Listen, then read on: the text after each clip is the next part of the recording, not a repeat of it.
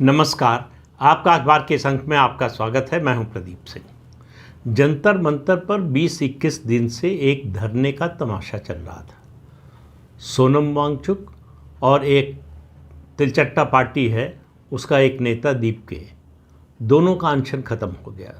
सोनम वांगचुक को उनके स्वास्थ्य के आधार पर हाई कोर्ट के निर्देश पर अस्पताल में भर्ती करा दिया गया और उसके बाद आज जो है वो दीपके ने अपने अनशन को समाप्त करने की घोषणा कर दी।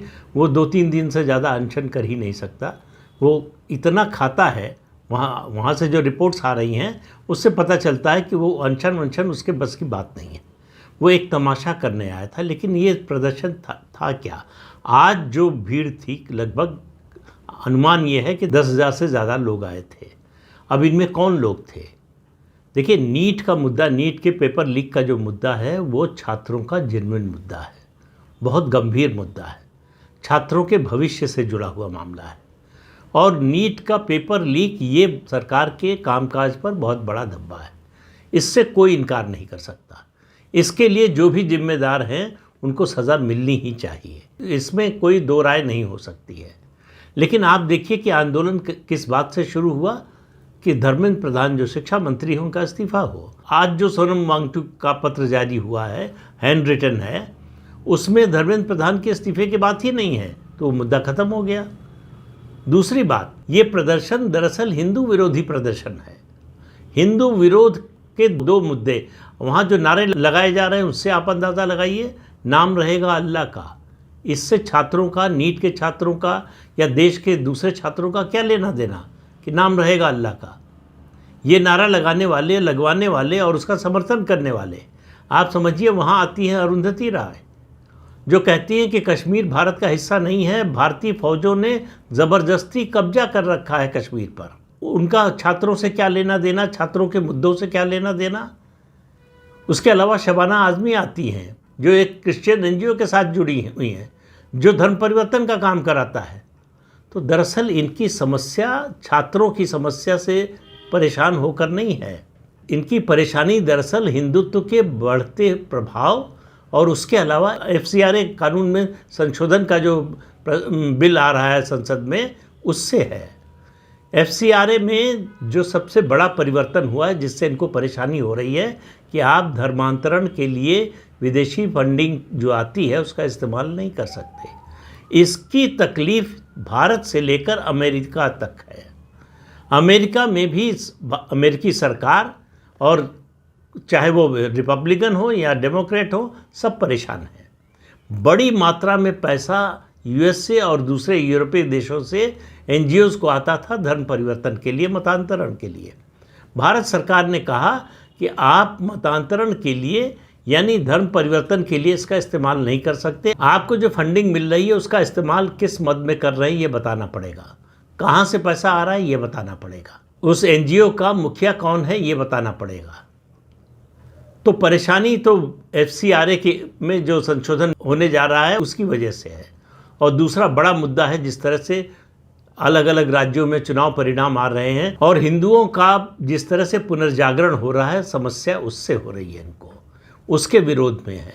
आज का प्रदर्शन, ये 10,000 से ज़्यादा जो छात्र, आप कहना चाहें तो छात्र कह सकते हैं, इसमें आइसा के लोग थे, मतलब जो लेफ्ट पार्टी से जुड़े हुए छात्र संगठन हैं, कुछ कांग्रेस के से जुड़े NSUI के लोग थे और कुछ और लोग थे। मतलब ये सामान्य छात्र इसमें शामिल नहीं थे।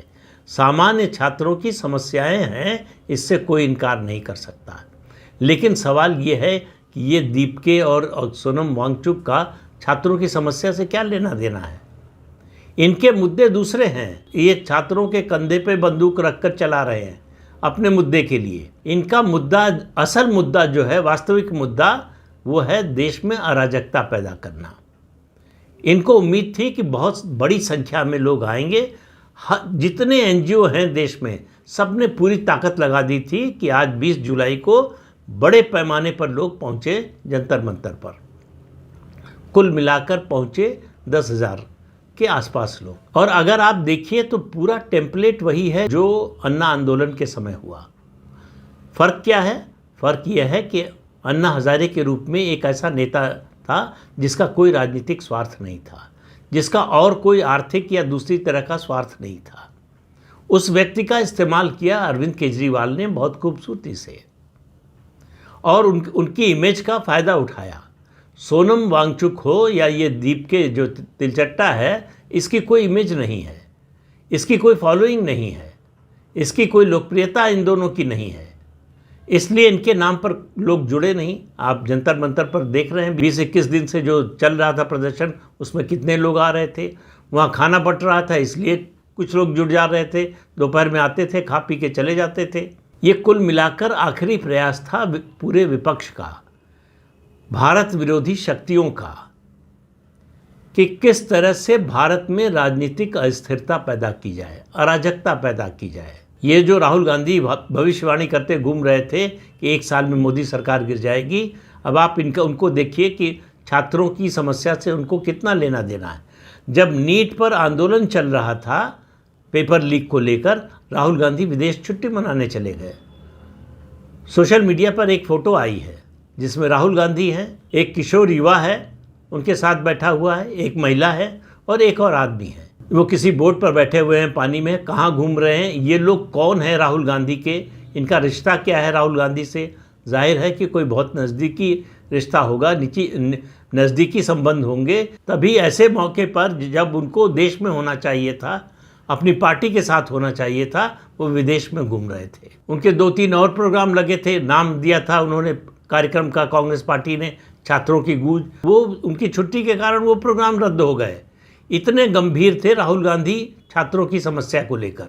और उसी के साथ आप अंदाज़ा लगाइए ये सोनम वांगचुक के अनशन में किस तरह के लोग आए। सब भारत विरोधी, मोदी विरोधी, संघ विरोधी लोग आए। तो मोदी विरोधी, संघ विरोधी या केंद्र सरकार के विरोधी आए, इसमें तो कोई समस्या नहीं है। लेकिन ऐसे लोग जो समय समय पर भारत के हितों का विरोध करते रहे हों, उनका आना एक खतरे का संकेत है। ऐसे लोग किसी भी हद तक जा सकते हैं।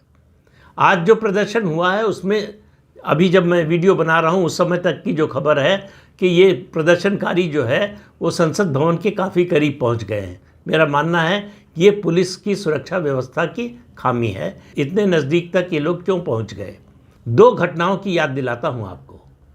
अन्ना हजारे के आंदोलन के दौरान स्वामी रामदेव रामलीला मैदान में विरोध प्रदर्शन के लिए बैठे हुए थे। आधी रात को कांग्रेस सरकार ने पुलिसिया कार्रवाई की, लाठीचार्ज किया, बुरी तरह से लाठीचार्ज किया। 71 लोग अस्पताल में भर्ती हुई और उनमें से एक महिला गंभीर रूप से घायल थी जो आईसीयू में भर्ती हुई। उनका क्या हुआ मुझे याद नहीं है, लेकिन इस तरह का अत्याचार हुआ था। लेकिन इससे बड़ा आज तक का संसद पर प्रदर्शन जितने हुए हैं, सबसे बड़ी घटना जो है वो 7 नवंबर 1966 की है, जब गोहत्या रोकने की मांग को लेकर साधुओं ने प्रदर्शन किया था। देश भर के साधु आए थे, उसमें पुरी के शंकराचार्य। इसका आयोजन सर्वदलीय गोरक्षा समिति ने किया था। इसका नेतृत्व तो कहें अगर एक तरह से करपात्री जी महाराज कर रहे थे, बड़े संत थे देश के। वहाँ पर पुलिस ने लाठीचार्ज किया, आंसू गैस के गोले छोड़े और फिर फायरिंग की। उस फायरिंग में कितने लोग मरे आज तक किसी को पता नहीं। आंदोलनकारियों का कहना है कि कई 100 साधु मारे गए। जो प्रत्यक्षदर्शी हैं उनका कहना है कि ट्रकों में भरकर शव ले जाए गए, लेकिन सरकार की ओर से कोई ऑफिशियल फिगर नहीं दी गई। वो आंदोलन इसलिए हुआ था कि इंदिरा गांधी ने वादा किया था कि वो सत्ता में आई तो गोवध पर जो है पाबंदी लगा देंगी, इसका कानून बना देंगी। बाद में वो मुकर गई। तो आज जो कुछ हो रहा है जंतर मंतर पर, जंतर मंतर ने और दिल्ली ने ऐसे दृश्य बहुत सारे देखे हैं। लेकिन जितने भी दृश्य हुए हैं, जितने भी आंदोलन हुए हैं, उनका कोई ना कोई एक नेतृत्व होता है, एक घोषित लक्ष्य होता है, परिभाषित उद्देश्य होता है कि हम किस मुद्दे को लेकर आंदोलन कर रहे हैं, हमारी मांग क्या है। ये ऐसा तथाकथित आंदोलन है जिसका न कोई नेता है, न कोई घोषित लक्ष्य है, न मांगों की ऐसी कोई सूची है। हालांकि सरकार ने इन कॉकरोचों के प्रतिनिधियों से बात करने का फैसला किया और बातचीत हो रही है। जेपी नड्डा बातचीत कर रहे हैं। सवाल यह है कि इस तरह के संगठनों को अगर इस तरह की लेजिटिमेसी दी जाएगी तो उसका नतीजा क्या होगा। संसद का कानून सड़क से नहीं बन सकता। संसद में जो कानून बनता है वो संसद में ही बनेगा और सांसद ही बनाएंगे। ये जो कोशिश पहले तथाकथित किसान आंदोलन के जरिए हुई, उसमें कोई किसान नहीं था, उसमें पंजाब के आढ़तिये थे और कुछ जो है किसानों की दलाली करने वाले लोग थे, और फिर उसमें जुड़ गए आंदोलनजीवी। उसको कितना जन समर्थन था उसका अंदाज़ा इस बात से लगाइए कि उस आंदोलन के लोगों ने पार्टी बना ली, पंजाब विधानसभा चुनाव से पहले चुनाव लड़ गए, सबकी जमानत जब्त हो गई। इतना बड़ा जन समर्थन उनको हासिल था। इसी तरह से ये जो प्रदर्शन करने वाले हैं, इनका अपना कोई जनाधार नहीं है, कोई जन समर्थन नहीं है। इन्होंने मौके का फ़ायदा उठाया, एक ऐसे मुद्दे को उठाया जो छात्रों से संबंधित है, उनके भविष्य से संबंधित है, गंभीर मुद्दा है। उसकी गंभीरता को कम किया है इन्होंने इस तरह के प्रदर्शन से। और बल्कि मैं तो कहता हूँ प्रदर्शन नहीं, ये तमाशे का प्रदर्शन था, विरोध प्रदर्शन नहीं था। छात्रों की समस्या, फिर कह रहा हूँ, बहुत गंभीर है। सरकार को उस पर गंभीरता से सोचना चाहिए और उसका हल निकालने की दिशा में कदम उठाना चाहिए। लेकिन ऐसे लोग अगर छात्रों की समस्या को लेकर आएंगे सामने और विरोध प्रदर्शन का नाटक करेंगे तो उस समस्या की गंभीरता उससे कम होती है, उससे बढ़ती नहीं है। सरकार को ये उस समस्या से ध्यान हटाने का मौका दे रहे हैं। ये दरअसल छात्रों का नुकसान कर रहे हैं, ये सरकार की मदद कर रहे हैं। ऐसे लोगों के साथ कानून सम्मत जो भी सख्त से सख्त कार्रवाई हो वो होनी चाहिए। होगी कि नहीं मुझे पता नहीं, अभी आप देखिए कल तक क्या होता है। लेकिन इतना तो तय है, ये कोई विरोध प्रदर्शन नहीं था, ये कोई आंदोलन नहीं था, ये एक तमाशा खड़ा करने की कोशिश थी। उसमें भी असफल रहे, भाग गया, ये दीप के अनशन छोड़कर भाग गया। इससे हुआ नहीं, इसके बस का नहीं है। तो जो 3 दिन अनशन नहीं कर सकता वो क्या लड़ेगा छात्रों के लिए या किसी के अधिकार के लिए। सोनम वांगचुक के खिलाफ इतने भ्रष्टाचार के आरोप हैं, वो आदमी किस मुंह से जो है आंदोलन करेगा किसी के अधिकार के लिए। तो इसलिए ये जो विरोध प्रदर्शन का नाटक था, इन सब के अपने अपने निहित स्वार्थ हैं। ये सब किसी न किसी के लिए इस्तेमाल हो रहे थे, किसी न किसी की कठपुतली है, इसलिए इनको जन समर्थन नहीं मिला। तो इस अंक में इतना ही। अगले अंक में फिर मिलेंगे किसी नए मुद्दे के साथ। तब तक के लिए अनुमति दीजिए। नमस्कार।